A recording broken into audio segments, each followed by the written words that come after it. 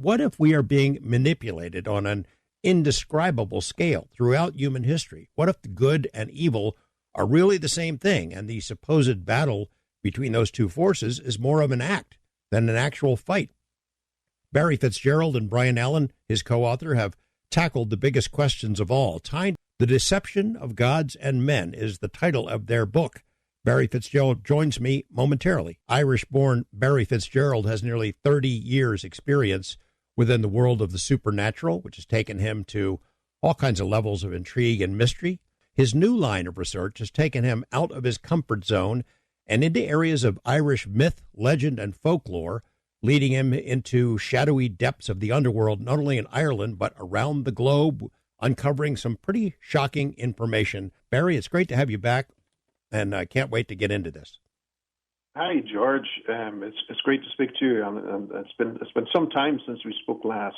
It is. I was reviewing the transcripts of interviews that you and I had done before, including one with Stephen Mira, and how we started talking about commonalities in the investigation of things that are paranormal, supernatural, that there appear to be links between them. And it's a theme that I've pursued, maybe not as long as you have, but looking for commonalities between UFOs, ETs, gods, angels, demons, cryptids, cattle mutilations, all that stuff.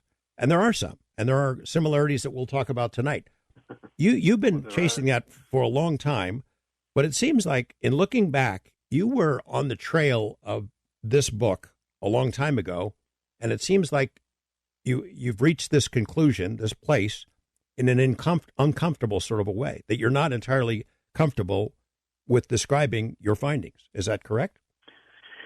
It's funny you should say that, because looking back after I finished this particular book, The Deceptions of Gods and Men, I went back and looked over some of the previous books, in particular The Influence, which looked at the biological implications of what was happening when these things came through and tried to approach us, and what our bodies were doing at that specific time. And seeing how 10 years ago that particular story was going to be connected directly to this one, and in greater detail. And I was just blown away by seeing that. Initially I thought this story came about because of my interaction on the Island of the Dead here in Ireland, and it was a horrific experience. But I thought it was that had put me onto this particular phenomena. But no, it wasn't.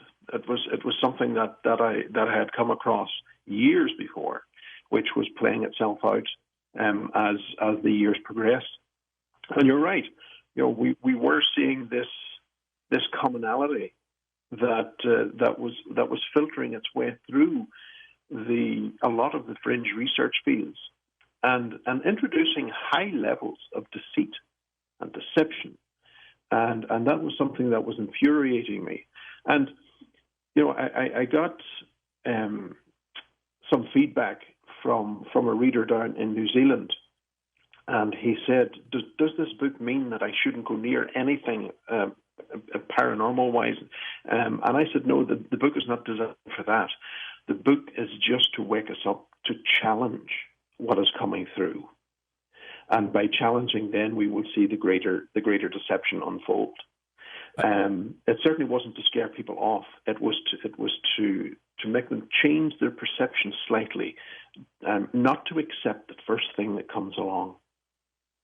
Let's start with, can you give us sort of the thesis, the overall premise of the book in the broad strokes, and then we will dig into the journey that you made to get you to this point. So describe the sort of the structure of where we're going, and then we'll jump back to maybe the Island of the Dead. Well, the book itself looks at these common factors that slip through many of the fringe research fields. And a lot of the listeners will understand phenomena such as missing time, mischievous nature, abduction, mutilation, deception. Now, that in itself are just a small sample of common factors that we find in ufology. But that also rolls into earth spirits, that also neatly rolls into jinn, and that also rolls into the old gods. We keep pushing the boundaries back further and further and further. Now, when we try and follow this phenomenon by the way it appears, we end up getting nowhere. We ended up driving into a brick wall, so to speak, because it only goes back so far. Whenever we really started pushing this back, we were seeing this deceptive aspect to it that was unfolding. And what we needed to do was to track it via the phenomena in which it interacted with us. That opened up a whole new avenue for us that brought us right back to the doors of Babylon. And that has been a really eye-opener for us. Now, the book itself is designed to really break apart these fields of commonality and to really expose what is coming through the veil and also try and highlight possibly where it's coming from and the origins behind that. It's a fundamental question for all of us on this planet, in this life, the struggle between good and evil within ourselves, within societies, the idea that there are angels and demons, that there's good and bad, that there are beings of light, beings of darkness. Your premise is they could all be the same thing, that the grand deception is there's one force and it pretends to be different things, but it's all really the same thing with the same aim, right? That's absolutely right. It's of the same coin, both faces of the same coin. And this story that we tend to find this, and I call it the broken record, this particular story of good versus evil, of them versus the others, it's all the same thing. And we tend to find this story can reveal itself even twice in a generation. And it's the same story, fundamentally at the core, it's the same story, time and time and time again. And what really started to irk us was the fact that we seem to forget. As a species, we've forgotten and we don't listen to the old stories anymore. And that fundamental core of the story of one side versus the other is something we see all the way back through time.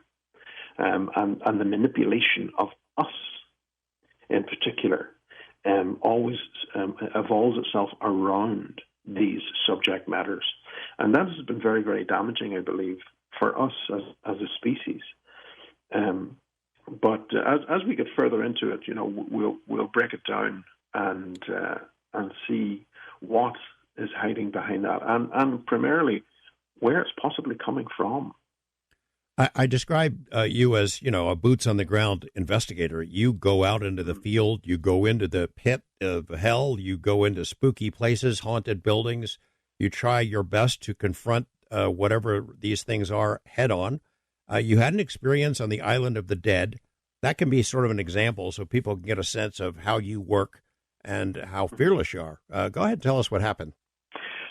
Well, we were designing a series of books called Legend Seekers here on the island, which really delved at what we were intending to do was to inspire our youth back out onto the landscape and away from the PlayStations and the Xboxes, and get them back into the environment. And we came across this particular story, which we call the Island of the Dead. Ironically, we didn't know until 10 years later how true we actually were when we said that. But this particular island was known as a place of oracle. And it was a place, even from the medieval period, that people were coming from all over Europe to go to, a small island in County Donegal on the west of Ireland. And this particular place, as legend would have it, is it would test you physically, spiritually, and mentally. You would actually, it would feel like you were walking through the depths of hell. And so we went, and Cormac and I were co-author. We've heard many stories, of course, of that particular nature, and we tended to go, oh yeah, here's another one. and off we went to investigate, not actually understanding what we were about to step into. And getting to the island in itself can be relatively dangerous because of the nature of the lake in which it lies, and the rocks. The rocks are very, very shallow, and it can easily take the bottom out of the boat. But by the time we got to the island, we cleared permission from the church, and off we went. Now, this particular island, it was claimed, as I said, was a place of oracle, and for them to give us permission, initially the church said, there's nothing there on the island. We don't know why you're going there. We were saying, well, we're just following the old ancient maps. Well, the maps are wrong. There's nothing there. Now, even looking at the satellite image, we could see that there was something fundamentally still within the island itself that matched the old maps. But we said, look, we would like to go anyway and see. And it turned out that particular place is exceptionally potent on levels beyond our understanding. And the church did try and harness that. Now, this was a place that was being used by the Celts, and no doubt it was a place that was being used by the Neolithic thousands of years before. This was a place, one of those liminal places that you spoke about opening the show there. And in itself, the church couldn't work with it. And by order of the Pope, that place, that island was shut down, and it was duplicated on another island on the same lake. And today you can still go and try and appease your sins and whatnot on the fake island, but the original island is still very much there, sitting quietly. And when we ended up going to the island, there were these unusual pits that the vegetation didn't grow in. And it was very, very odd because the whole place, there was much high grass and fern growth, and many times it was over our heads. Yet these pits, the growth didn't seem to grow in them, and no one had been on the island for years, like hundreds of years. And there are no wildlife on the island, and it was just very, very odd. But they were the only places that we could camp, in the pits. And we set up the camp, and off we went to explore, and we found the remains of the old church, the old graveyard, and all of those things that were on the maps were on the island, as per the stories and the legend associated with. And it was only when night started to fall, when the sun was beginning to set, that's when the entire signature of the island changed. And it's a very, very hard thing to explain, George, but you feel the entire air, the atmosphere of the whole place turns on its head. And you're very aware, your instinct is really whispering to you at that point, something is not right. And that particular night, I have to say I'm an avid stargazer, or was at least an avid stargazer. And that particular night, I never ventured out of the tent. And the dog, my dog that was with me, Max, he even buried his head underneath the sleeping bag. And I said, that's very unusual behavior for him as well. And Cormac was in a tent further down in his own pitted area. Now, what I can describe is, as I was landing in the tent, it felt like a wave washed through me continually, just wash after wash after wash. It was almost like a magnetic pulse that was washing through as we lay there. Now, I did not know that Cormac was experiencing the same thing. And that in itself was the initial introduction to the island of the dead. And just shortly after that, that's when the vision, if you like, happened, in which I was able to see the ruins of the church. And I have to say, people will take ayahuasca, they'll take all sorts of magic mushrooms and everything else to have these experiences. I didn't even have a cup of tea. The experience was so intense that when the image of the church was shown, there was a pit that was beside it. And within the pit were serpents. And the serpents were furious that initially that I was there. I should not have been there. And they were exceptionally distraught. But I have to say that the fear that was generated at that particular moment in time was like nothing I had ever experienced before. And I've been involved in paranormal research, as you rightly stated there, for 30 years. But since doing and getting involved with the mythology and folklore of the island, I've had more experiences with that than I've had over the last 30 years. So the fear being just way out of whack, just way out of proportion for what was going on? Way out of proportion. Completely out of proportion. And, looking back at it, to say that, well, you seen a pit and there were serpents, that in itself should not have made me afraid. But this was beyond even fearing for my life. This was excessive. It really triggered this fight or flight within me.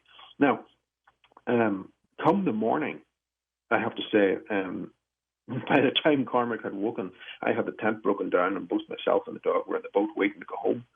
And I said to Cormac, if I ever experience that again, I'm done. I'm retiring. That's just too much. Okay. Well, from that experience and the accumulated experiences you've had at haunted places, paranormal sites, supernatural kind of events and investigations you've done, you've formed this theory that's put into this book, The Deception of Gods and Men.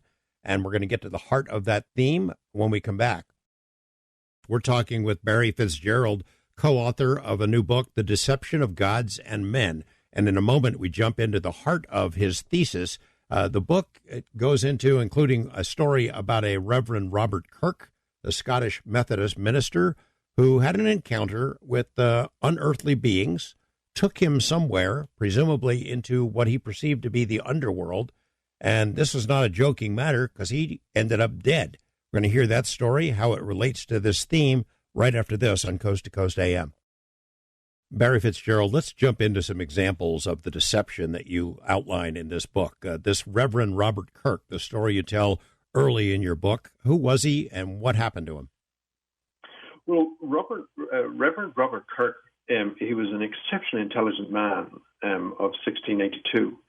And he was a member of the Scottish Methodist Church in Aberfoyle. It's a small village that's located near Stirling.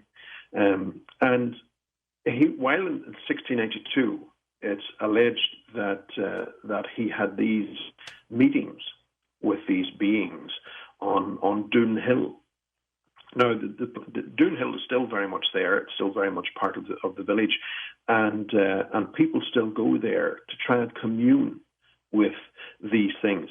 And bear in mind that the story that I'm about to tell you is just simply a mask in which they interact with us. So Reverend Kirk was there, and he became entwined with this two-sided story that we spoke about before, about the fact that there were warring factions within it. And essentially what he was dealing with was the fairy. And from the Scotch perspective, they call them the Seelie. And within that, there were two factions, the Seelie, who in themselves loved the human race, same old nonsense that they keep telling us. They love the human race, and all they require is our adoration and help with fighting the other side, which is the Unseelie. And the Unseelie have a deep hatred for humanity. And it seems that Reverend Robert Kirk went above and beyond and tried to bring peace back to the Seelie and the Unseelie. And unfortunately, it cost him life. He ends up getting involved in situations that he was told either that he could come with them and stay in their realm, or he would be killed. So that was two options. And they found his body on the hillside, and they believed he had died of a heart attack. Some had said it was possibly a changeling that was left. Either way, his body was interred in the local church. And it was believed that at a certain time that he would return to. It was during a wedding ceremony, and he said, "When I return, please throw the iron dagger, because that will mean that he can return and the spell will be broken. Otherwise, he would be lost forever." Now, he did make his appearance during the wedding party, but instead of people throwing the dagger, they were left dumbfounded because they knew he had died, and yet there he was standing. No one thought to throw the dagger, and he disappeared and was gone for an eternity. So that's the story of Reverend Robert Kirk, and he left a diary behind, and that diary in itself is called Secret Commonwealth of Elves, Fauns, and Fairies, and it describes his journeys and dealings with these particular creatures. And people would hear that now and say, elves and fairies, come on, what is this, Tolkien? It's J.R.R. Tolkien or something like that? They're not real, elves and fairies. You make the point that, as Jacques Vallée has, as John Keel did, that over the centuries, these are the same kind of entities, just in different forms and different names. Mm-hmm. Absolutely. Without a shadow of a doubt. I've had my own experiences with them as well. Wait a second. Tell us, what was that? What happened? I was on a mount, or a hill here in Sligo, in the west of Ireland, and I was staying on top of an old passage chamber. It's a Neolithic passage chamber that was built just before the Great Pyramids of Giza. And just at the turn of nightfall, that's when these people, for all intents and purposes, they appear. They're not like what Disney would associate, little tiny creatures with wings and things like that. They're certainly not at all. They portray themselves as being very much like us in our appearance. And they were walking away. Now, this is where I got an insight into the phenomena itself, in that when they appeared, I could clearly see two walking away from me. And when I lifted the camera to take a photograph, because it was odd that they were walking through a flock of sheep and the sheep didn't move, I thought that's unusual, because if I moved toward the sheep, they would break apart. And I took the photograph, and the camera only saw one, yet clearly I could see two. And I thought maybe it's double vision. But then I realized that one was slightly shorter than the other and was wearing a slightly different color of blue jacket. So it's two, it's not one, yeah. It was definitely two. At least that's what they were portraying. And that let me understand the phenomenon from a camera perspective. The reason that this phenomenon does not like cameras is because it sees what's there, not what they want us to see. And that really set the grounding then for the way forward in understanding the phenomena. As you dig into folklore, mythology, stories, folk stories in Ireland, Scotland, the UK, you notice that the good beings, the good fairy, and the bad ones all do the same stuff. They come and take us in the middle of the night against our will to some unknown place and do what they will. But essentially, the good and the bad do the same things. And it's not just these entities, it's throughout supernatural and paranormal phenomena. Mm-hmm, mm-hmm. Very, very much so.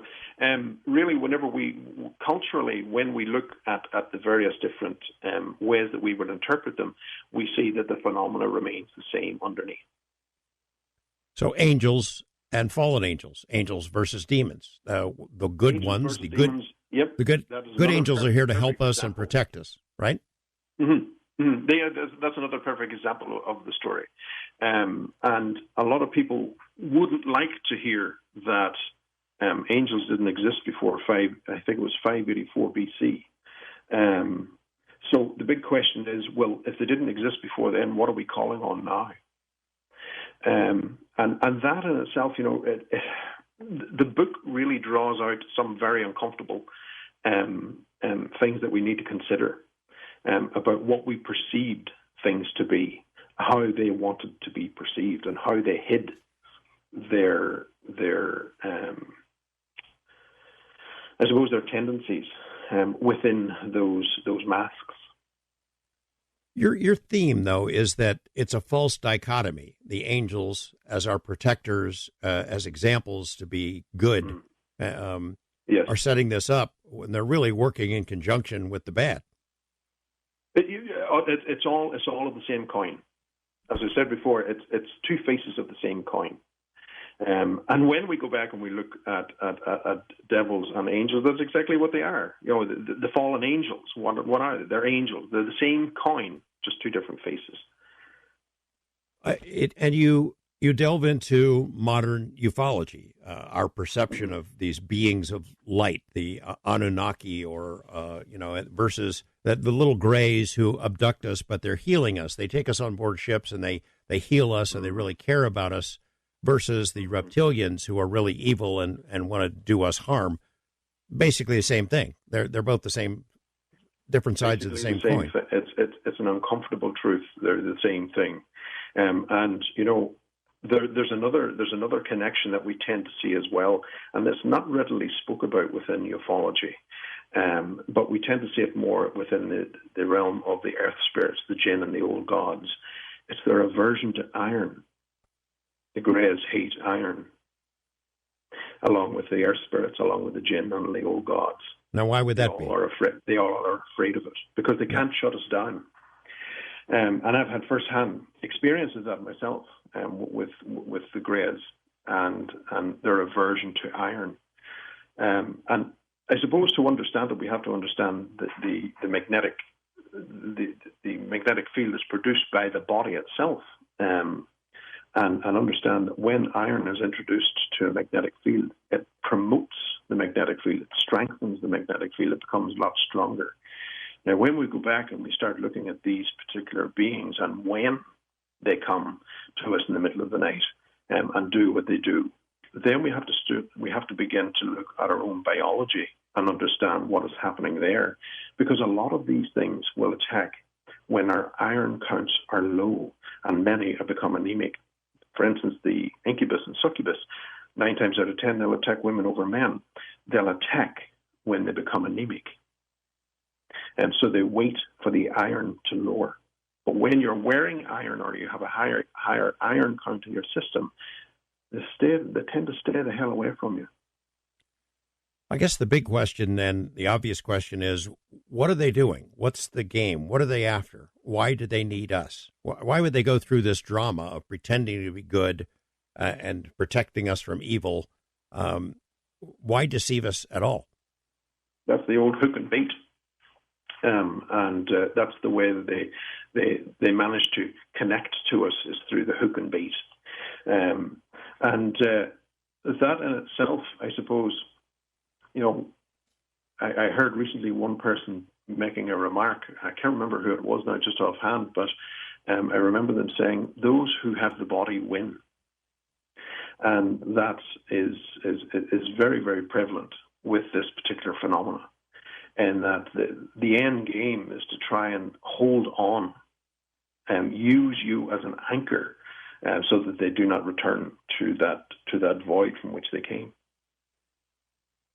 Eventually, we're going to have to get into the other part of your thesis, is that the afterlife does not exist, that it's all made up by them to deceive us, presumably to keep our minds active and not paying attention to what the ultimate game plan is. Is that right?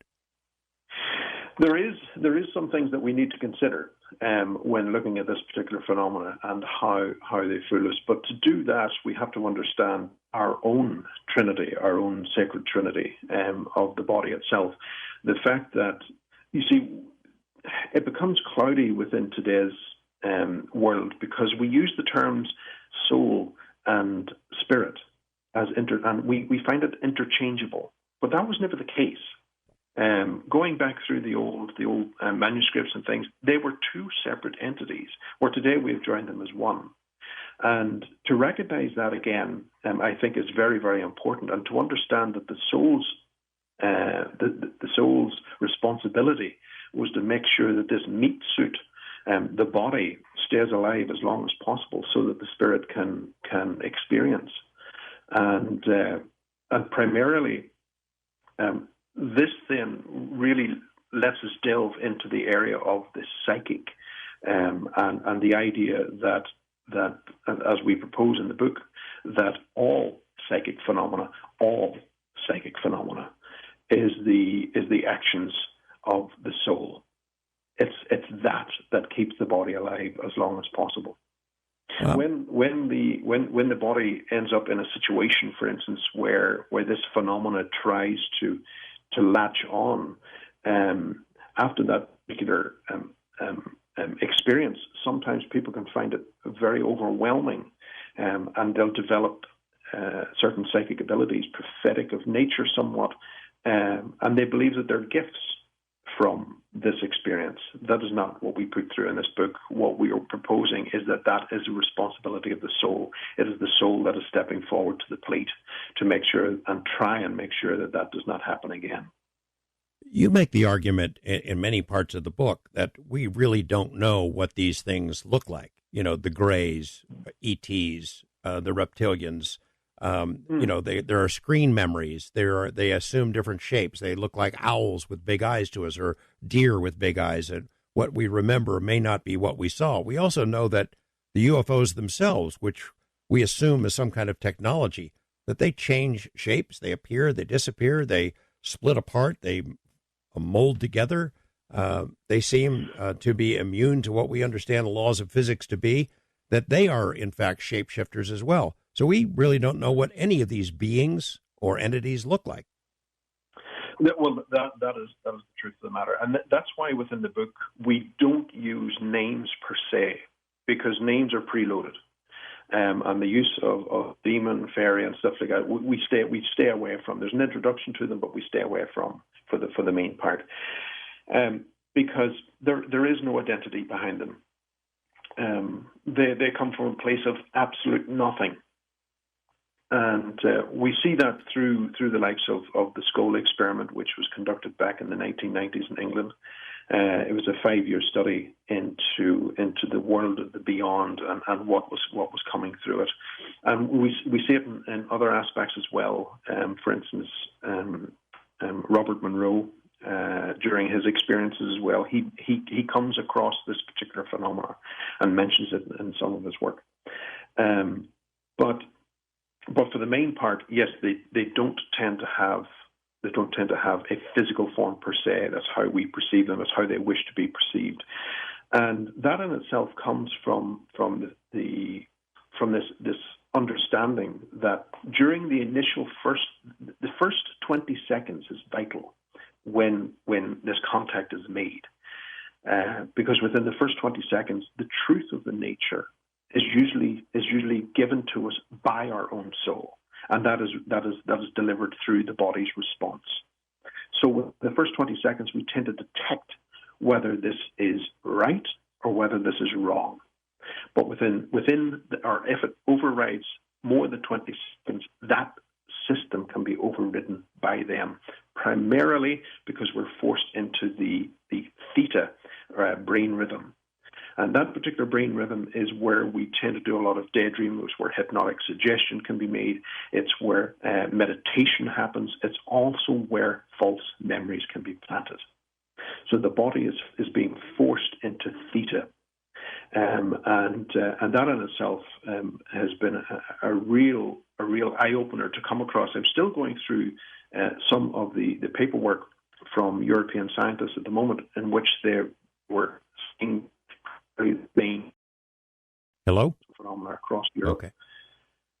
When you and I first met, Barry, when we first met, it was to talk about hotspots. I was sharing with you some of the notes about Skinwalker Ranch and asking you and Steve Mera about hotspots that you had investigated, places where there's a cornucopia of weird stuff, all kinds of strange phenomena, all happening in the same place.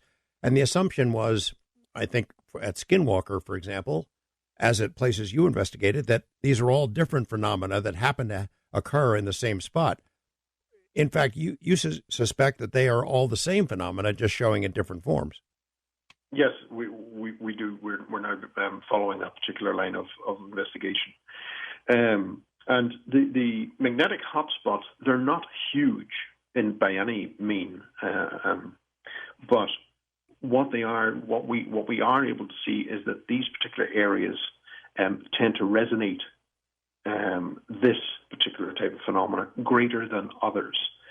Now, when we start looking at this, for instance, the Scottish Seelie and Unseelie, let's say, the Seelie, the ones who want our adoration and all that stuff, tend to happen primarily within the positive magnetic anomalies. Now, bear in mind, the same phenomena appears in both sides of the scale.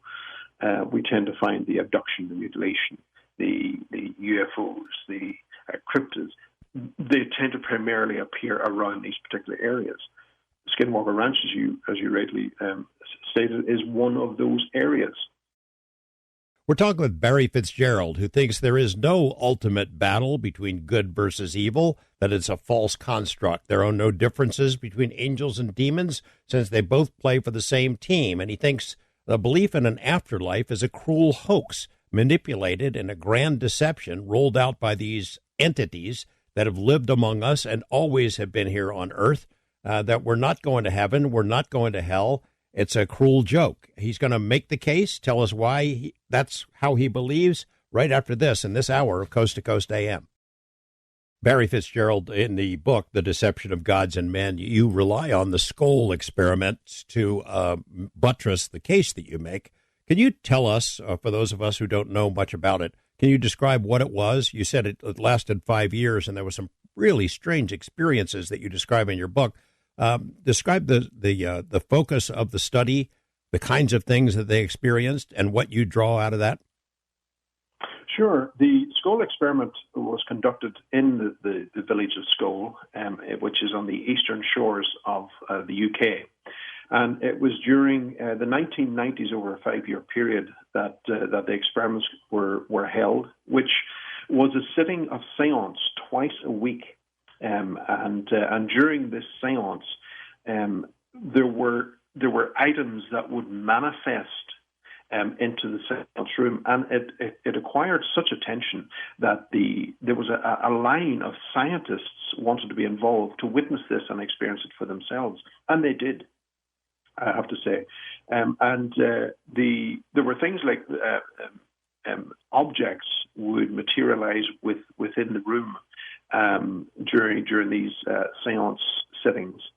And one in particular was very, very interesting and very prophetic, I suppose, to my own work, when we consider that one of the beings that made itself known was a grey alien. Now, during the video presentation in which it appeared initially, it appeared in a blue hue on the TV screen. But because of that, it became known as Blue, the entity Blue. Nonetheless, it was a grey alien.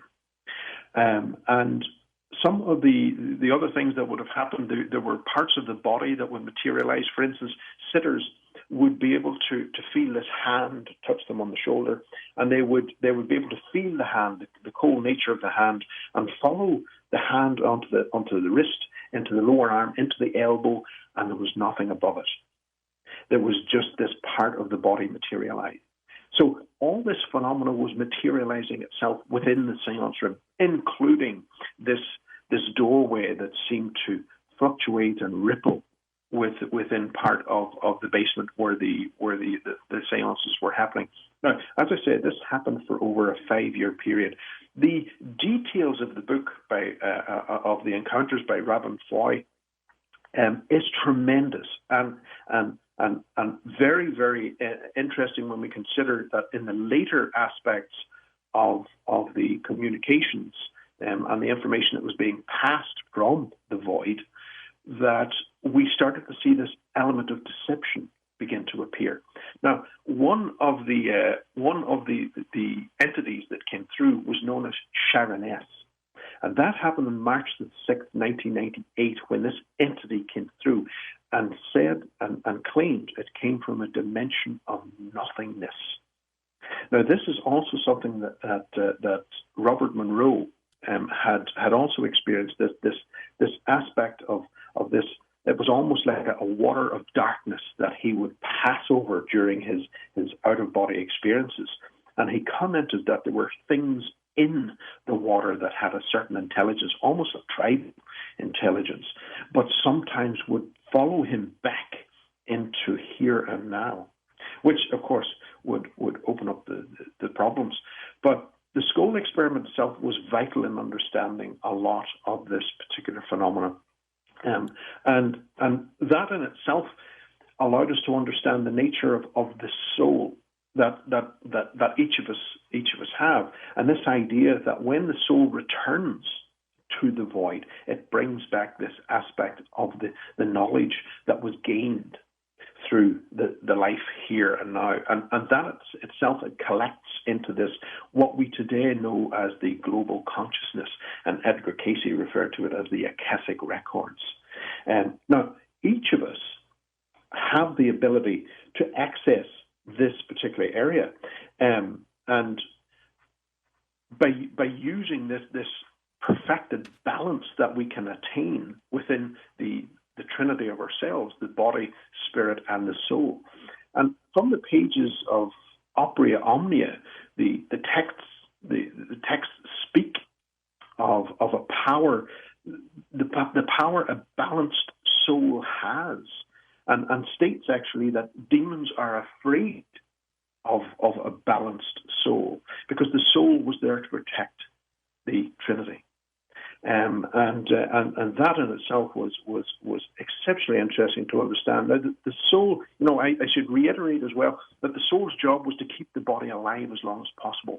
But, and this is something we have to recognize, it thrived in our lowest energies, and it dealt with our wants, our needs, and our lusts. So we had to curtail it.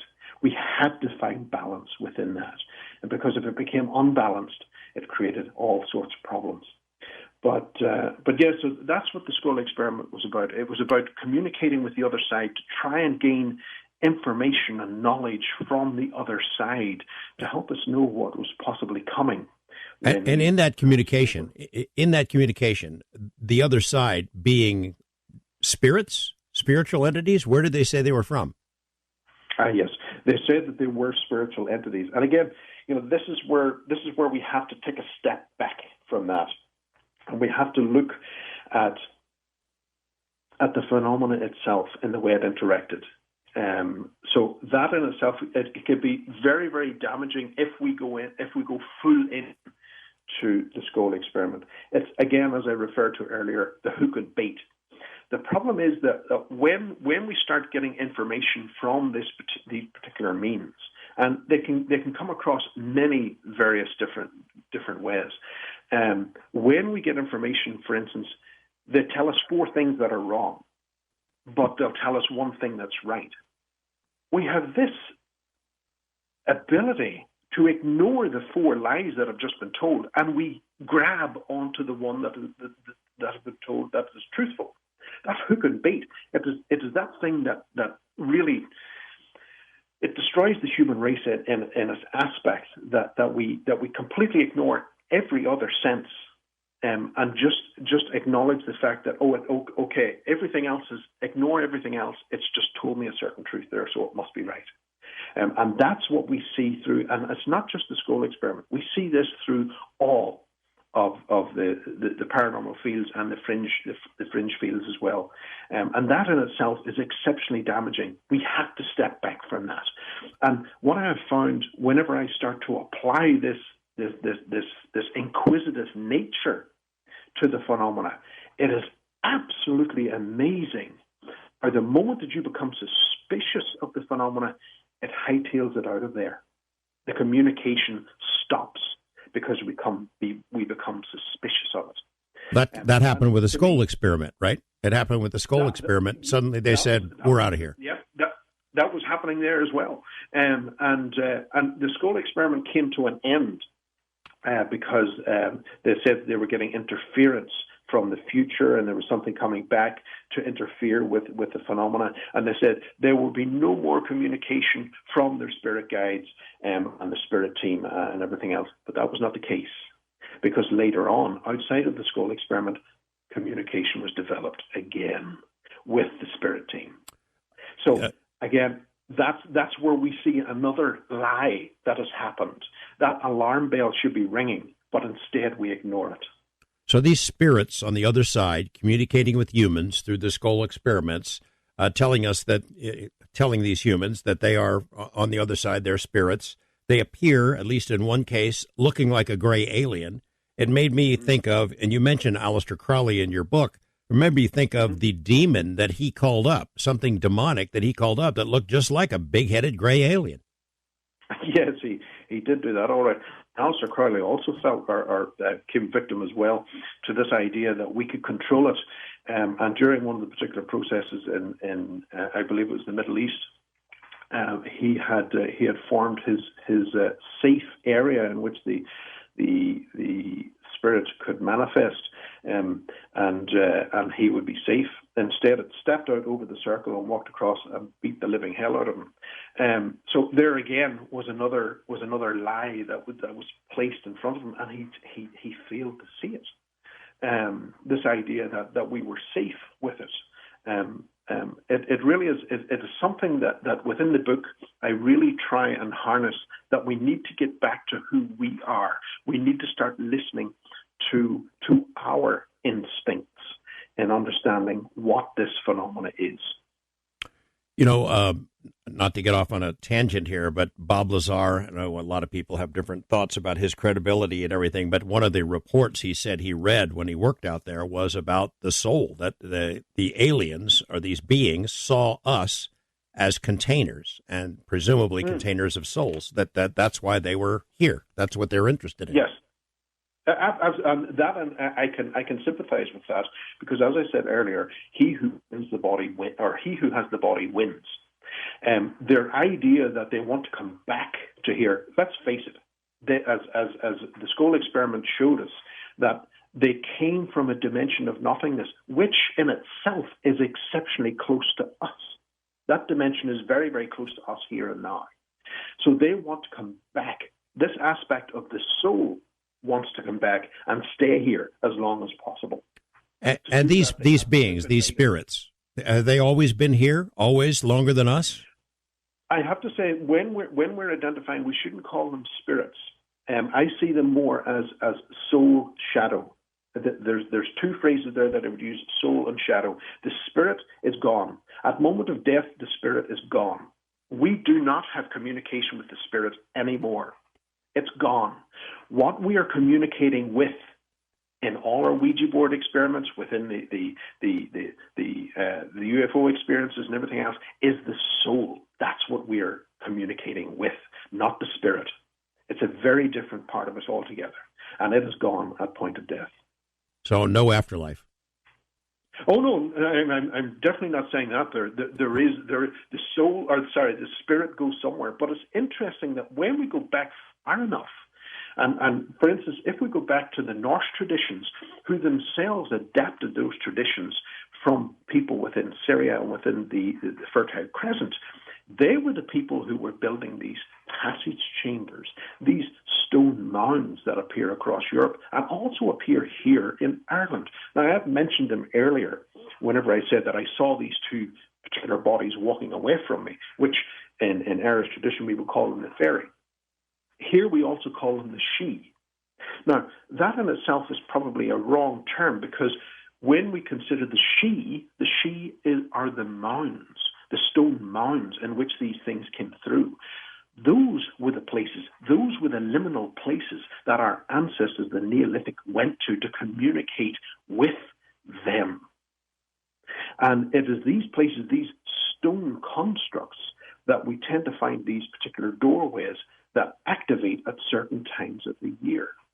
And for us on that particular standing, this tie-in with stone is very, very important. And when we consider the likes of David Paulides and his work in Missing 411, he has also commented that the majority of people disappear, and I might add that they also disappear within heightened magnetic anomalies. The majority of people disappear in boulder fields. We're back to stone.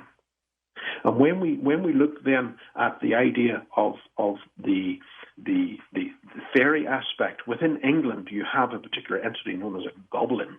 Now in itself we laugh about the idea, we think it's hilarious. But goblin itself originates from the old French gobelin, which originates from the old Germanic kob, which means hole in stone. This is something that's coming from the rocks. And this is something that we tend to find a lot of, that these particular appearances, especially for the shining ones, we touched on them earlier, the Anunnaki and things there. These shining ones appear around boulder fields. They'll appear in caves. They'll appear on stone plateaus. And those are my nemesis, I have to say. I have a real thing against them. And they come forward and they tell us about all this stuff that's happening and how we need to be better and all the rest. It's all rubbish. Because within the first 20 seconds, we have to understand the signals from our body. And more times than not, our body is screaming at us to get the hell out of there, because it's not what we perceive it to be. What's your take on what? Yeah, go ahead. I'm sorry. Our soul is indicating to us the nature of that particular phenomena, and that bleeds through into our fight or flight. That's when our body kicks in, and before that, when the body kickstarts the fight or flight, we should be listening to that. The hair stands up in the back of our necks. We should be leaving that area. Instead, they hook and bait us, and that's where we stop, and we're paralyzed with fear.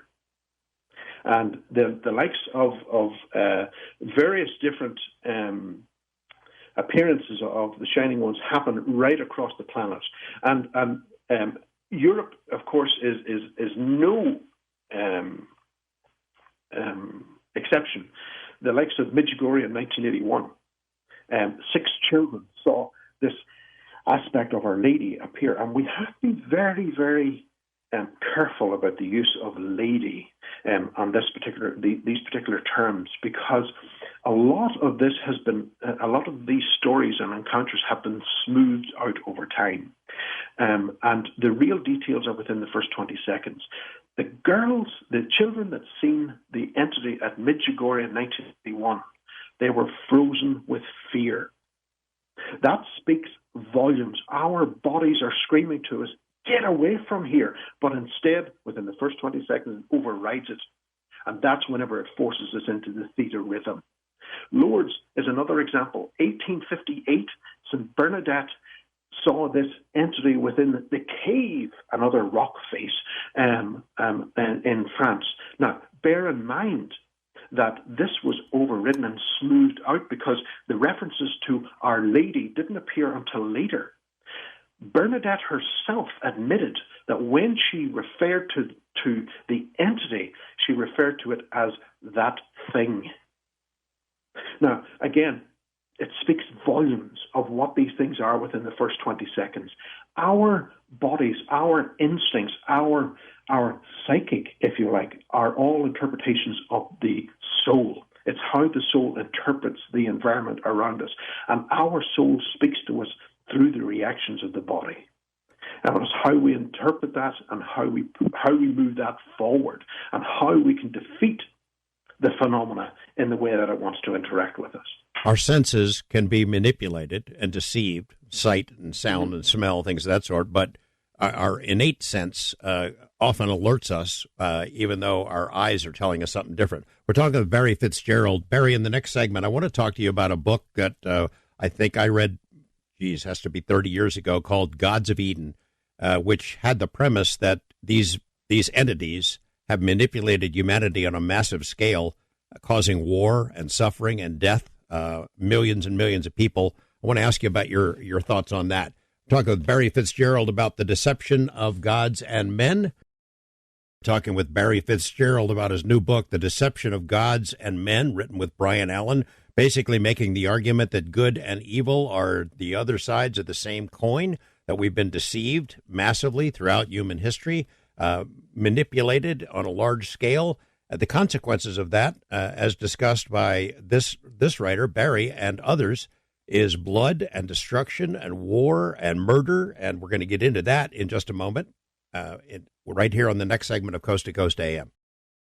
Barry, I mentioned before the break, I remember reading this book. It was by a guy named William Bramley, who I believe was an attorney, who started to write a book about the root causes of war and ended up at a strange place and a strange conclusion that he never saw coming, basically feeling that there were external forces, presumably aliens, that were manipulating public events, earthly planetary events on a massive scale to entice us into wars, to manipulate us into getting into conflicts in which large numbers of humans get killed. I wonder if you have read that book and whether or not you feel that it sort of supports the thesis that you're describing in your book. Well, I have to say, George, I've never read the book, and it's my first time of hearing about it.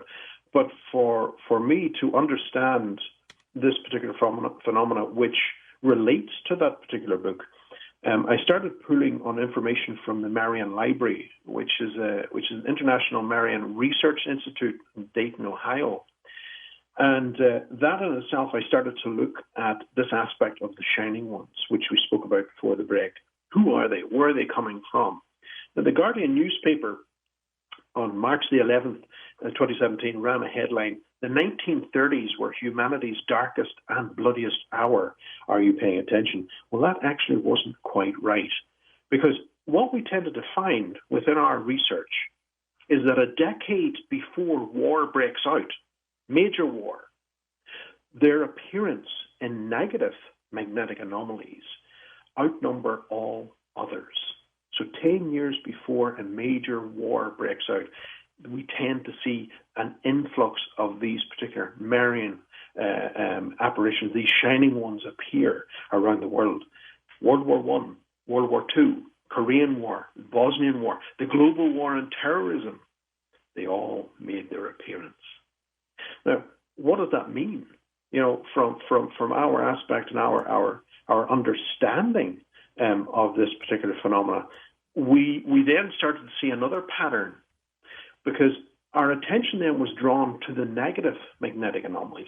These are the places where we tended to find, again, the typical poltergeist activity, UFO mutilations, cryptid encounters, and all the rest. But there was a difference here within the negative magnetic anomalies. It was a different kettle of fish. This place is where you tended to find a majority of sacrificial worship from our ancestors in the past. A blood worship, if you like, that spilling of blood was huge in these particular areas. Now, initially, I came across some research which made me pay attention, but not enough at the time. But it came back into it later on, because 75% of the world's top suicide locations appear in negative anomalies. What is it that's pulling people, drawing people to these locations to end their lives? That certainly is not a positive outcome. But it was also interesting that when we started looking at the negative anomalies in more detail, 70% of the world's weapons development labs and storage areas are also found in these areas. And that seemed to that then itself didn't seem to come across by chance. And you know, this idea that we can communicate with these things is nothing new. Because there were areas within the past, there were hard to reach areas that were known as places of oracle that I spoke about earlier, that island of the dead. It was a place where you could make a pilgrimage to ask assistance of this spiritual interpreter. And you either slept on the location or you had communication from the other side via an intermediary. Now, these particular practices originated within the Near East, countries such as Syria and things like that. And like, as I said before, the movement of the passage chambers went right across Northern Europe into the British Isles, where we find them today. And when you went to these areas, if we look at the Greek perspective, for instance, there was a god that we would know as Pan, this horned, hoofed deity that would appear within these areas. But that wasn't the one I was interested in. What I was interested were this phenomena that was known as the Word, This phenomena is the one that came through, and we're giving guidelines to our elite, to our rulers, to our priests on how to rule us through sociology, government, economics, warfare, crime, medicine, engineering, and science. The information was coming back through these particular channels. And that was during the Greek times. We're talking before Christianity and things like that. And to find that then starting to slip through into the mainstream, because it's not only the paranormal, the people that are investigating the paranormal and things like that end up in these places channeling. And we might sneer at the idea that, well, channeling, it's just people having a bit of a laugh in the background. That's not the case. Scientists and engineers have been using channeling today in this modern age to get ahead of the current technological challenges. That's a tongue twister. And an instance of that, I can let you know, comes from Douglas Aeronautics in 1968, before being absorbed into Boeing in 1987. They were trying to make contact with this particular being, to try and get ahead of current engine designs from so-called aliens. That in itself was absolutely phenomenal to come across, to have the paperwork that shows that they were getting funding to follow this particular Ouija board session to channel information about engine design. This is not something that happens in your basement. This is something that was also happening at a higher level to try and get ahead. And as I said earlier, in the Christianity, we were certainly going to these areas, these key areas, these liminal places in which information was being passed from these things on how to govern us. We've had conversations in the years past, Barry, about hotspots, paranormal hotspots, UFO hotspots, places where a lot of different kinds of phenomena spill over into each other. And you've noticed you've noticed trends, commonalities between these hotspots. Some of them, in terms of elements that are in the soil. Others, I think you mentioned in this book that some of these places have already been picked out by religions, where they build temples, where they build churches, and things of that sort. It's not a coincidence that they pick those places. Absolutely, absolutely, and a lot of this goes back thousands of years. This is how we were able to track it. It goes back thousands of years. Now, there were unconfirmed reports that suggest that Carl Jung spoke to a delegation of U.S. military when addressing the UFO phenomena. He stated, "We may be looking at a mass Babylonian death ritual." Now, that, of course, is unconfirmed. I can't support that. I can just reference it. But it is interesting that after the Douglas fiasco of channeling for the UFO engine designs, Boeing, of course, took them in, and a rival firm also went on to develop an AI weapons platform, which is in use today, which is called Astarte, possibly a nod to the Mesopotamian goddess of war, Astarte. So again, the information is there. We can see it. And possibly the references, the nods to its longevity goes all the way back to Babylon, and that's where we lose it. There is no written text after that. So as far as we can go is back to the Fertile Crescent, and then that's it. We lose it beyond then. Well, let's stick with that point for a moment in the UFO realm. There have been some pretty interesting studies done by folks, Bass, OSAP, passed on to ATIP, about the consequences of people who have close encounters, physical damage that as a result, radiation burns, things of that sort, because they're exposed to technology. Now, you wouldn't think that spirits, elementals, would need technology. So how do you reconcile that, how they would use technology, including AI, as part of the grand deception? Well, that's where it gets complicated, because we have to revert back to this knowing that 70% of our weapons platforms and weapons development also originate within negative passage or negative magnetic anomalies. Because there's a distinct difference between the original phenomena, pre-19th century, and what comes after that. And what comes after that, what I'm seeing anyway from my perspective, is a much higher output on electromagnetic frequencies that could be interpreted, of course, as weapons, if you like, and used and tested out on humanity. And that's where it gets very, very complicated, because we live in a society now where our technology essentially is somewhat better than the original, and it becomes very clouded when we have interactions with them and we have interactions with our own technology.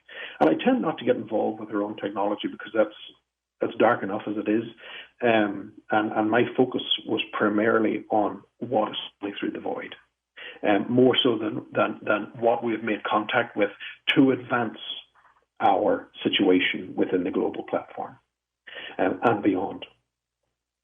So so it gets very complicated and very murky when we start delving into and start splitting the original phenomena from the new phenomena, the likes of our it interfering with our technology, with it shutting down our bodily systems, and what comes out of that, of course, and of course, being shot with lasers is not a fun thing either, so all of this phenomena, in the modern sense, we can find the patents for within the U.S. Patent Office. The technology is there, whether we like to accept it or not. The technology is there and has been known about for a long time, and I think we're seeing that within the technology that we are building.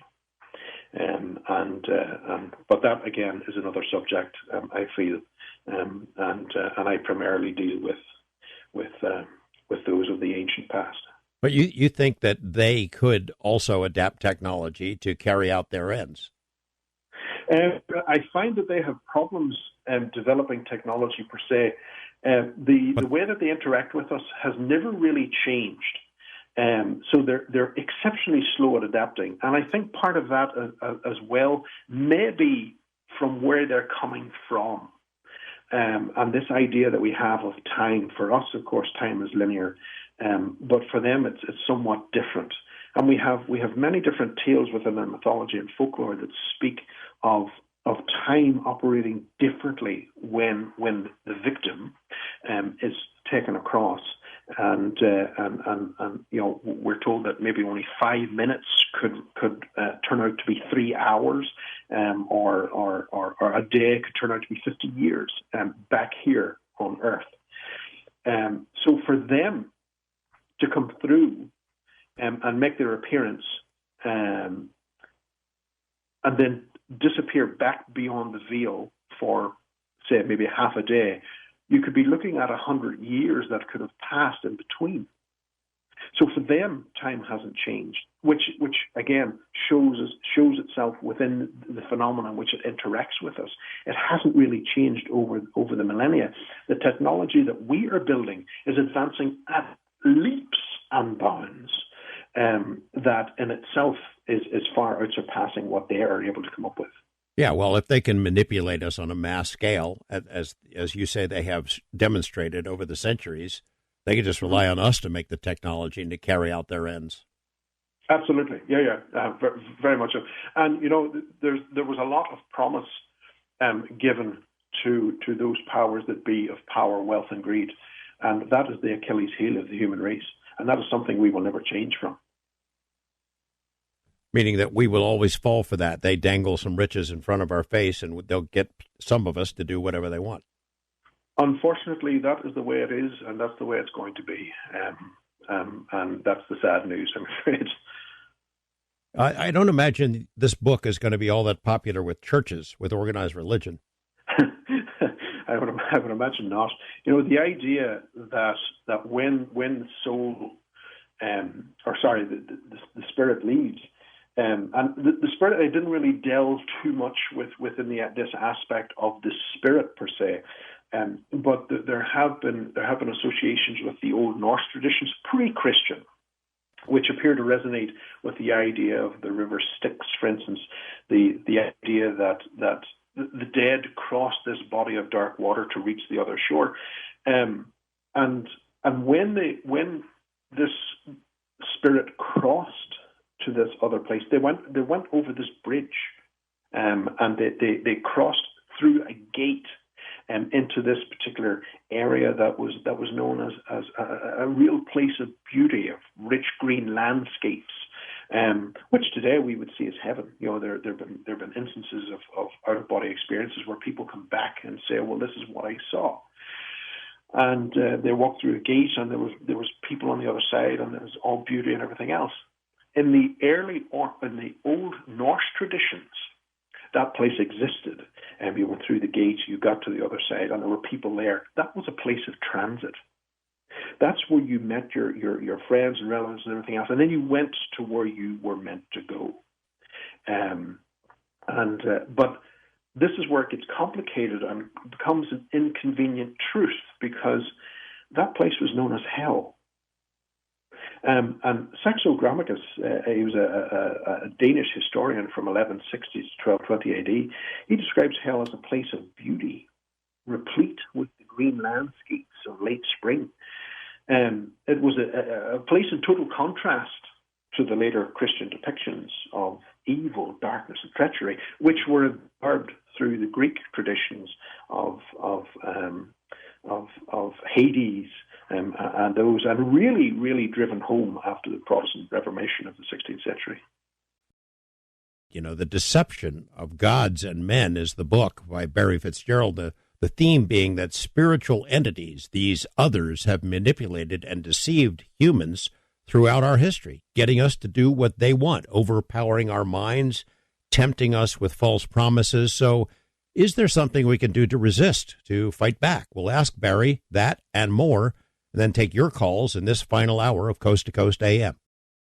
Barry, I know that from your research in the UFO area, you're familiar with the recent findings, and it's almost a trend where people, respected authorities, people who've been around this subject for a long time, will say that these ETs, these aliens, whatever they are, wherever they're from, have been healing humans. They help us. They have our interests at heart.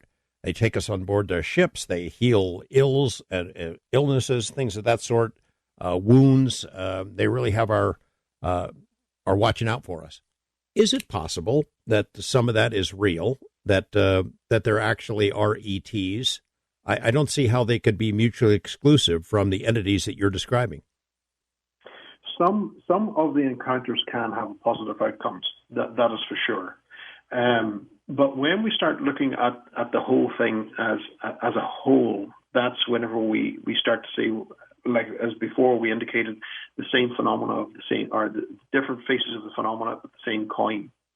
In the 1970s, there were a series of experiments that were conducted by the University of Indiana, and they devised to make contact with UFOs using what we would know today as beaming lights into the sky.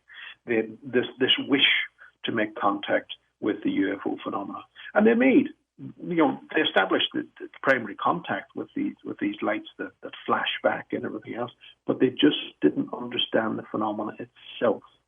They didn't understand their body's reaction to it either. Now, this was prior to today's CE5 establishments and everything else. But the events that followed, they really reflected the findings of other scientific investigations by the Livermore Laboratories in the United States, described by Russell Targ. And as the experiments continued, the students began to experience these strange, hollow, rapping sounds, disembodied voices, furious poundings in the walls, and physical attacks by these unseen entities. And this went on and on and on. And in itself, the very, very similar phenomena began to happen within the Livermore laboratories, in which led to the abandonment of the experiment because of its very nature.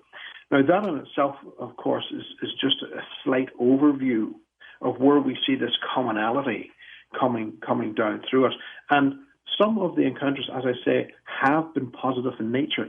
But the problem is that the phenomena itself is very, very hard to determine whether you're contacting the positive outcome or the negative outcome. And I think Dr. Bob Curran, he's a fellow researcher here from Northern Ireland. In his conclusion in his book, Dark Fairies, he sums up the real threat behind many of these sweet images that we have of fairies. The idea of a kindly fairy helping out a distressed human is something of a myth. Indeed, in many cases, they were feared and avoided if possible. And that sums it up beautifully.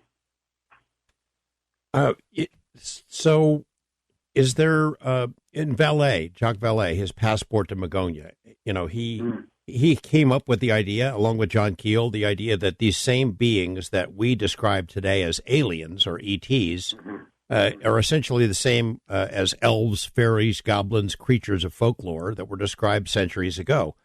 Your idea takes it a step further, that we were probably closer to the truth the first time around, that, yeah, they are the same things, but they're closer to the elementals than they are to ETs. They're not even close to the elementals. The ETs, the elementals, all that are just masks of the phenomena. We have to strip the mask away to look at the phenomena itself, the way it interacts with us. And within that, we can find what we're actually looking at. And that in itself, to understand that, we have to look at the entire umbrella. And we can't just nitpick. We have to look at it all. And when we do that and we work together, and this is an important thing, the field as a whole needs to work together. We can no longer pigeonhole the phenomena and say, well, this belongs to here and this belongs to there. That is not the case. What we're seeing is this common factor that weaves its way through it all. And the way that it interacts with us speaks volumes, especially when we start using cameras. Because the original phenomena, and I'm talking pre-19th century, that phenomena still occurs today. But when we bring a camera to the location, recording equipment to the location, 9 times out of 10, they will not take part in the experiment. And a lot of times, even if we secretly hide the camera, that can have a negative effect as well, because they interpret what we think. They're able to get into our thought processes and understand that. We try and outsmart them. They are already one step ahead because they read what we are doing. They read what we think. The impulse that we have is detectable by them. There are processes, however, in which you can hide that. And that brings us back into an esoteric path. And to understand this phenomena, we have to understand it from an esoteric path. And that in itself leads us into another area altogether. A lot of the phenomena, in fact, the majority of the phenomena, in its truest sense, can be manifested. And that in itself, call it for what you want, it is an esoteric occult practice. And that has been used by our ancients for thousands of years. I know that bringing it back, I don't hate to keep reminding, bringing it back to Skinwalker, but, those teams, 3 different groups of investigators at that ranch all say the same thing, that no matter what they try to do, this phenomena, this intelligence can always figure it out. They're always one step ahead. Same thing. They also say that, a lot of the people who've been there have what they call hitchhikers. They bring something home with them. It's an attachment. You have been at these kinds of places all over the world, ghosts, hauntings, UFO sites, cryptid creatures, all that. Have you ever taken something home, and how do you explain that? Following my escapade on the Island of the Dead, I returned back home, and I was sitting in the lounge with my wife, and the fire was lit. And I was just documenting my experiences on the laptop. And both of us were facing the door that was open in the hallway. On the door, it was a glass door. Both of us looked up remarkably at the same time.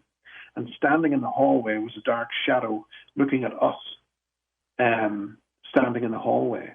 And it was looking at us as we were sitting, looking at it. And within the space of a second and a half, it was gone. And I got up to give chase, but it was gone. But yes, there is the potential to bring things back.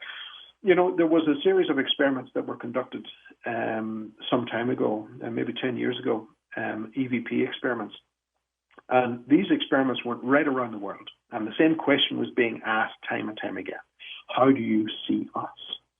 And it kept coming back as light. Now, that didn't correlate with me whenever I was writing the book, The Influence, because whenever I initially began that project, I was given this warning at the very beginning, which I included in the book. Don't become too bright or they see you. And that really, really hit home when the EVP experiments were conducted, and they said, how do you see us? As light. So that in itself spoke volumes to me, and about how we can attract bright lights, attract flies, and we can do that, and that can be a problem sometimes, and that's something we have to look about exploring. How do we remove them? And there, of course, there are areas in which religious areas which will look at that on how to remove attachments and things there. But there are other areas as well that we can also look at. Yeah, some of the people who have these hitchhikers from Skinwalker have had them for a decade. They can stay for a long time because they need the hook. They need to be able to bait you and attach and hang on.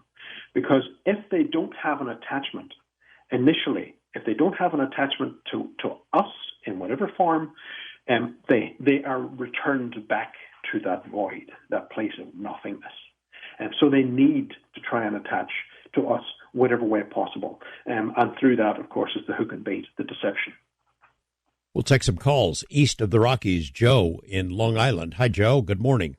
Hi, Barry. If you look at the sirens, you look at Led Zeppelin song, Stairway to Heaven, that is somewhat of a Celtic song. And I remember when I was in Ireland, there was a woman singing Celtic music on the Cliffs of Moher. I brought her CD, so I guess she was a real person. But I want to ask you about Celtic music potentially interfacing with other realms. Yes. The idea that vibration can get us through to that other realm is very, very important. When you're looking at sympathetic resonance frequencies, that's very, very important. But the Celts themselves didn't come up with that. The Celts came to this island around 500 BC, and they inherited the island from who was here before, and those before were inheriting the island from the Neolithic. So there's always been cultures and belief systems brought onto this island, but a lot of them were based around frequency. And you're right, there are certain frequencies, of course, which are very, very important. Halloween was something that was born here in Ireland and went to the four corners of the world. We call it Samhain. And during Halloween, there are particular practices in which we can go to the birthplace of Halloween, which is down in County Meath. And as a populace, we can all take part in that ceremony in which the grouping of people are split into two, and we start producing this rhythmic vibration, which in itself, even now thinking about it, gives me goosebumps. It really is something quite bizarre and out there from the Celtic traditions that calls back our ancestors. And it originated at that place in County Meath. So vibration is exceptionally important. And understanding that sympathetic resonance frequency opens the doorway to the other place, the place where we get the information. Thanks, Joe. Appreciate it.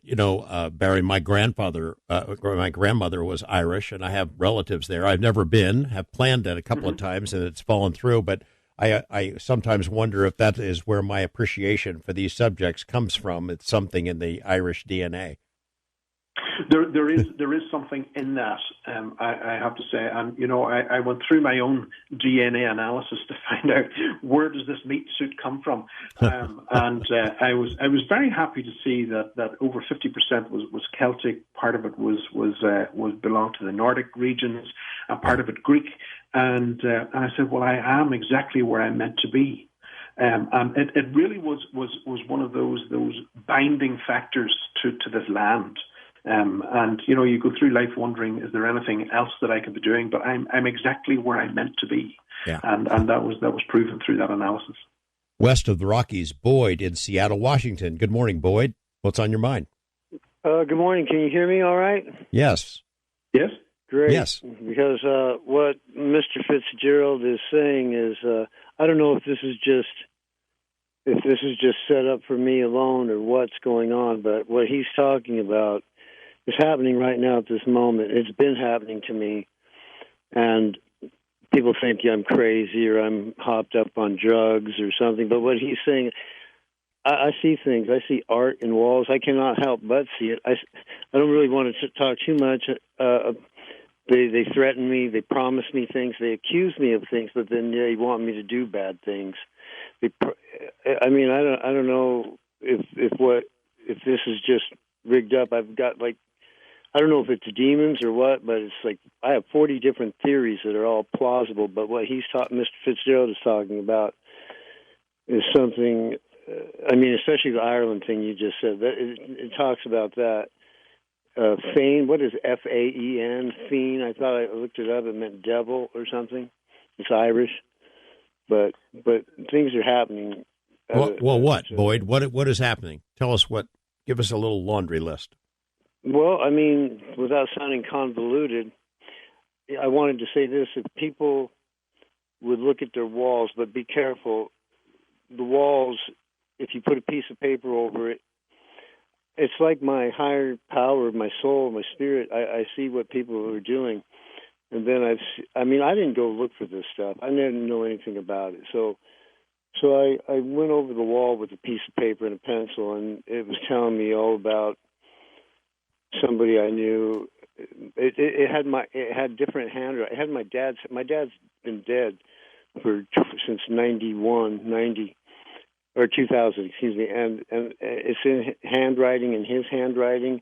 Oh my God, yeah. So you're getting messages from somewhere else? Yeah, it seems like I can write on paper and go over it, and I can see what it says, and it'll talk about. I don't even want to really tell people because it would scare them.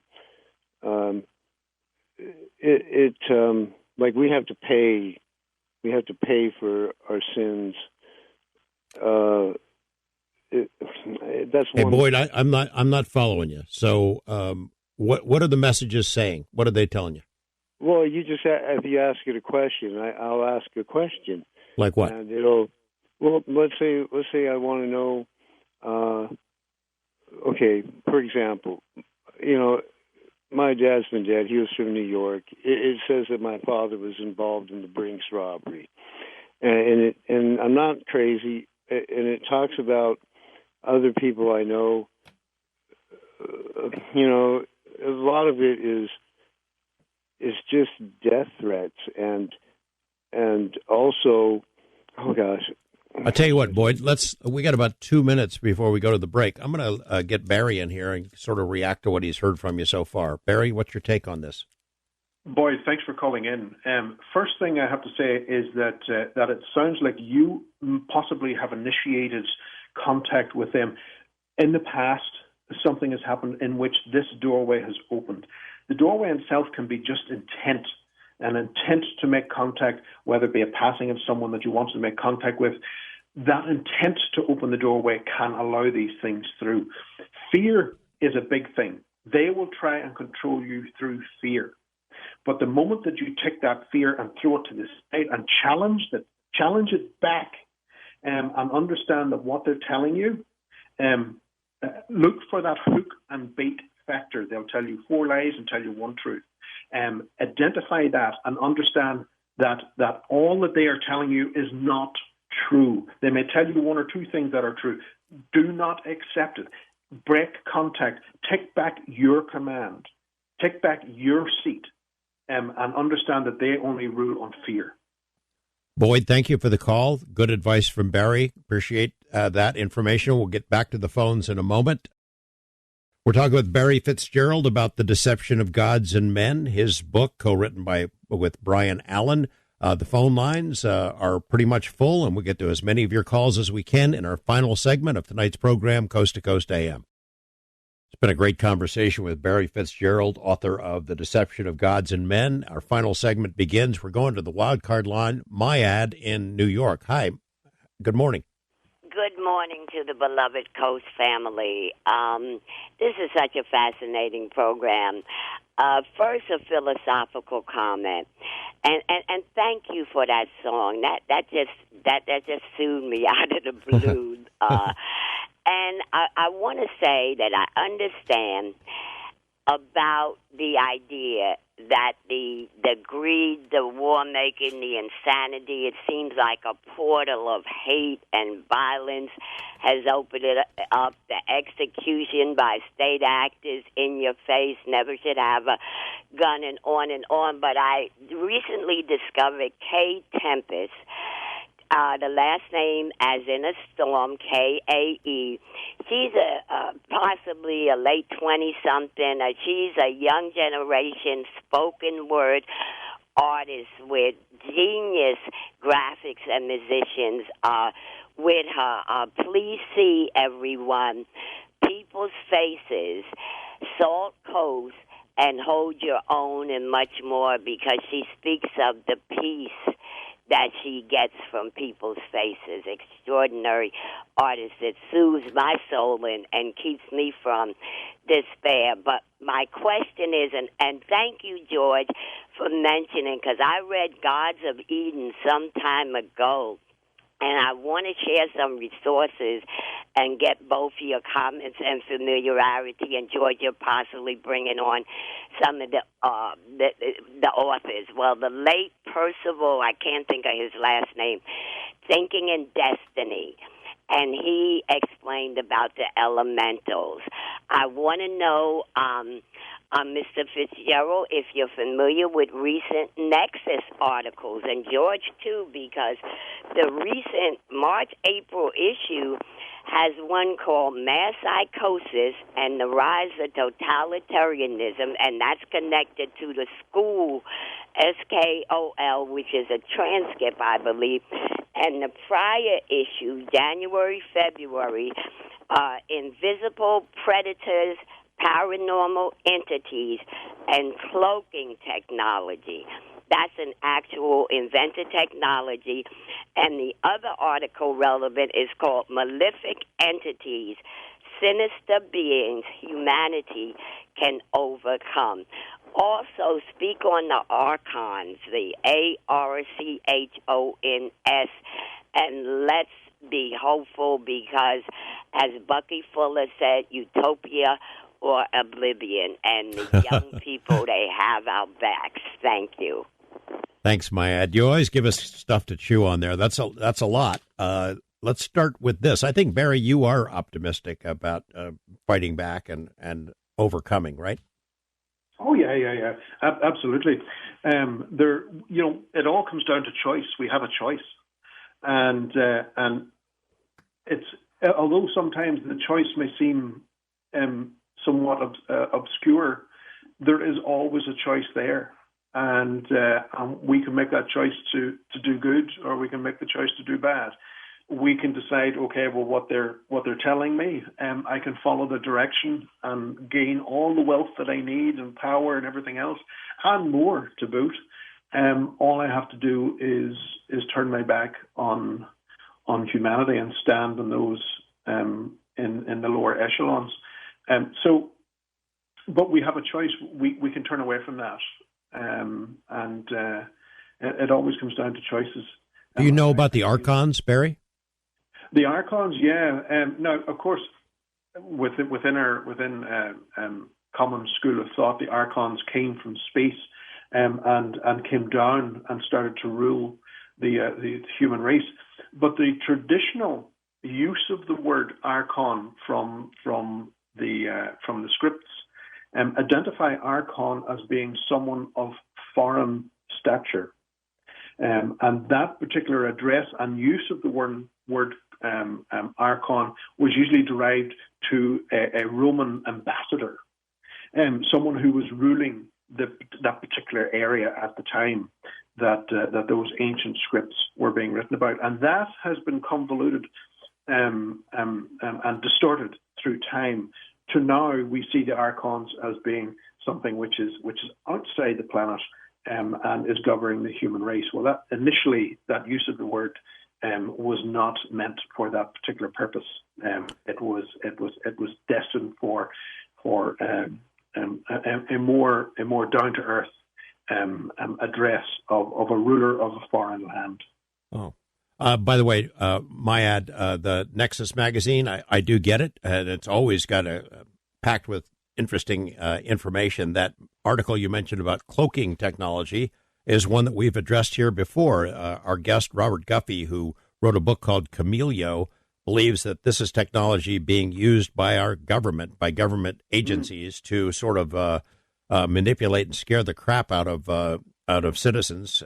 There's a lot of that gang stalking incidents that supposedly involve this kind of technology. I suspect that we got the idea from someone else more advanced than us. I don't know, Barry, you know anything about that? Oh, no doubt. No doubt there was something going on there that they were able to pull these things through. And again, I refer back to the research that we've done to show that 70% of weapons manufacturing and development happen in negative magnetic anomalies, the places where we went to meet these deities. We got a first-time caller, John in New Jersey, a little bit skeptical of this. Hi, John. Welcome to Coast to Coast. Hey, how are you? This time, I just want to say that I'm a huge fan of yours. Thank you for having me. Sure. And my question is, I'm a huge believer of these topics. I believe in life elsewhere and stuff, but my only issue with this is, where's the proof? There's never any never any hard evidence. Like UFOs, we finally got like actual videos, but all this stuff this guy is talking about, I could say that there's, tiny little elves that are plotting and stuff like that. I just want to, Yeah, I got you. Yeah, that's a perfectly good question. Barry, why don't you take that one? Absolutely, perfectly good question. John, the book itself lists details and where a lot of the information is coming from throughout our history. Now, in regards to the technology that you're talking about, the UFOs, that in itself is primarily our technology. Under the influence, or under the term, of course, UFO, unidentified flying object, is true as it coming from another planet. Not quite. That definitely has our fingerprint on it, and we do have a lot of that particular technology, as I stated before, which is listed in the U.S. Patent Office. So we have that particular information, that proof, as you require, is there that we're building this stuff. And the proof that we're communicating with these particular things as well, again, is in black and white.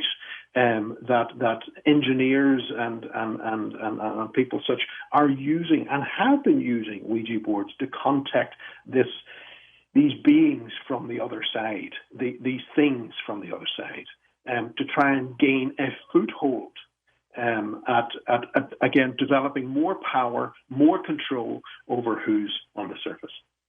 Yeah, John, I would say it's perfectly legit and in fact, mandatory to ask those kind of questions. Where's the proof? And proof, of course, is in the eye of the beholder.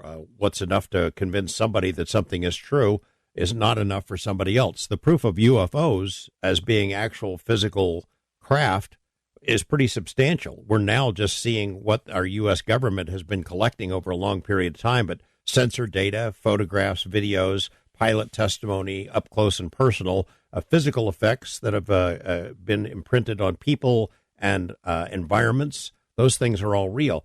The proof that they come from other planets is a little sketchy. It gets a little thinner in my estimation. But thanks for asking the question. I think it was well put. We're going to the wild card line. Joe in Monterey. Good morning, Joe. Thank you for taking my call, George. Interesting show.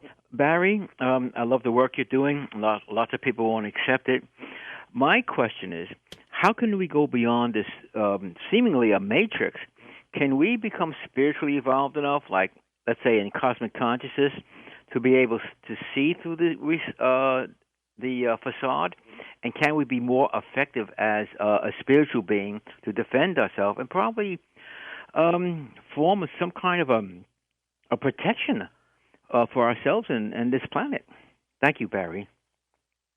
Thank you. And yes, there is a way that we can connect back to who we are. You see, with this Trinity. Did we lose you, Barry? Are you still there? Still here. Yep. Can you hear me? Okay. Any ideas what's happening here? I don't hear Barry anymore, so I don't know if Oh, okay. I can't hear. All right. Okay. Great stuff. All right. Go ahead. The idea that we have a defense against it, yes, we do. And that in itself, as I indicated before, that transference of information comes through the soul and manifests in the body.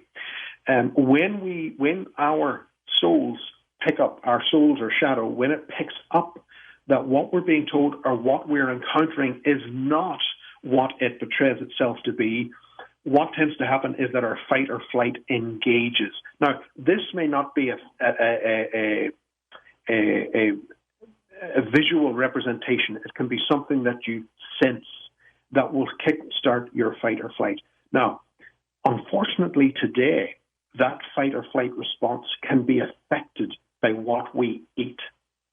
And in particular, refined sugar can shut down our fight or flight. Now, as a species, we have started consuming copious amounts of refined sugar. So if we start addressing that and start pulling back on that and understand when the hair stands up in the back of our neck, when the adrenaline starts kicking in, there's something there to pay attention to. The idea of that we're walking through the woods, we get the sense we're being watched and we turn around, we can't see anything. That doesn't necessarily mean that we're not being watched. Those are the signals that we really adopted from our times in the caves and things like that. And it's something that we should be connecting back to, but instead we're being turned off by that. And another aspect to that, of course, is our technology. When we're out, we continually have cell phones in our hand. We've got something else going on. There's always technology that locks us into the conscious brain, into the left-hand hemisphere of the brain. And that is serving to disconnect us from that aspect of the shadow, from that voice, and from those signals. So that's something we should be paying attention to as well. If we think that we're moving into something that's quite sketchy, set down the cell phone. Set down all that equipment that people are using with flashy lights and bells and whistles to try and communicate with the dead and everything else. Set it down. Listen to your instinct. That instinct speaks volumes. We have to start listening to it again. Thank you for the call. East of the Rockies, Sean in Ohio. Good morning, Sean. You're on with Barry Fitgerald. Good morning. I appreciate you all, and thank you for entertaining me for the last 25 years. I've been a police officer working midnights for that long. But I was born on Halloween. I'm left-handed, and I do feel like when I walk in places or, I feel something, like Barry says, the hair stand on the back of your neck. I feel like something's there, and I shouldn't be there, and I will turn around and walk out. It seems like I've always been that way. And then one other question, and he was talking about, when the spirit and the soul give up the physical body, when you said they go and then they go to the green fields and are waiting to go to basically to hell, is that not maybe Valhalla? I can take my answer off the air if you'd like. What do you think, Barry? Valhalla itself was separate. This idea of hell was a transit place. It's a place that you went to, and then you went on to Valhalla. It was like a bus station almost. But in regards to this idea of the souls itself, and this is something that I should reiterate because it connects to the island of the dead that we spoke about at the beginning. When the bodies were brought to the island of the dead, where a passage chamber was waiting, the islands were left there. In Norse tradition, it was known as Nostrum. And the bodies were brought to the island and left. It was within days to weeks that the soul finally broke free from the body. We see this also, there's a commonality, of course, from the Jewish tradition as well, that when, in the Norse tradition, when the soul split from the body, it went through a state of metempsychosis. It transformed before it entered the passage chamber, before it entered that cave and went back to the void. And what it changed into was a serpent. So in other words, what we're communicating from the other side is us. It originates from us. And as I indicated before, it's probably some of the worst parts of us that we need to be very, very careful of. So, looking at the old Norse traditions and things like that, we do get some of the answers down through and how that connects us back, again, to Babylon and what was going on there. I told that there was something wrong with my microphone, so I want to say thanks to Barry Fitgerald. Check out the book, The Deception of Gods and Men.